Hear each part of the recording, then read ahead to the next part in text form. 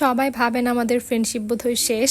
যাই হোক, হ্যালো আসসালামু আলাইকুম এভরিওয়ান, চলে আসলাম নতুন একটা ভিডিও নিয়ে। তো আমি রেডি হয়ে চলে যাচ্ছিলাম। আজকে অনেক দিন পরে হচ্ছে আমাদের ফ্রেন্ডদের দেখা হবে। আবৃত্তি, বর্ষা, চয়ন সবাই আসবে। তো আমি রেডি হয়ে রিক্সা নিয়ে চলে যাচ্ছিলাম। তো আমরা চলে গেলাম হচ্ছে স্পাইসি ড্রাগনে। এখানকার খাবারটা বেসিক্যালি আমাদের খুবই পছন্দ, দ্যাটস ওয়াই আমরা এখানেই চলে যাই। আমি খাবারের মেনু সিলেক্টই করতে পারছিলাম না যে আমি কোনটা খাবো। তো তার মধ্যে আবার আবৃত্তিও চলে আসে। অ্যাজ অলওয়েজ আবৃত্তি সবসময়ই লেট করে।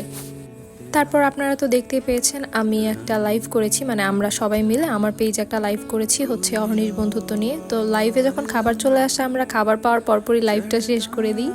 এই ক্লিপটা নেওয়ার কারণ হচ্ছে চয়ন আর বর্ষা বলেছিল লাইভে যে ওদের খাবার আমাদের সাথে শেয়ার করবে না, কিন্তু আমরা আমাদের খাবার খাওয়ার আগে ওরা আমাদের সাথে ওদের খাবার শেয়ার করেছে।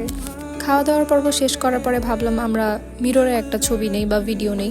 তো মিররে ভিডিও নেওয়ার সময় পাটা কার একটু বলতে হবে। যাই হোক, তো তারপর হচ্ছে ওয়েদার সুন্দর দেখে আমরা ভাবলাম একটু রিক্সা দিয়ে না ঘুরলে হয়।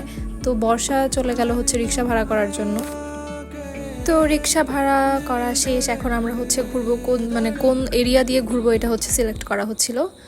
সেদিনের ওয়েদারটা এত সুন্দর ছিল যে রিক্সায় ওঠার পরে আমাদের সবারই মন ভালো হয়ে গিয়েছিল আর আমরা অনেক গল্প করছিলাম। এখানে আবৃত্তি কারো একটা মিমিক্রি করছিল, যাই হোক নাম বললে চাকরি থাকবে না।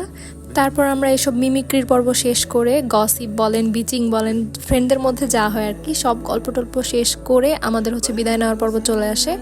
দেন হচ্ছে আবৃত্তি চলে যায়, বর্ষাও চলে যায়, কিন্তু আমি আগেই বাসায় যেতে পারবো না, কারণ হচ্ছে আমার একটা অ্যাপয়েন্টমেন্ট ছিল। তো অ্যাপয়েন্টমেন্টের গল্পটা হচ্ছে নেক্সট ব্লগে করবো নি। আজকে এই পর্যন্তই, আল্লাহ হাফেজ।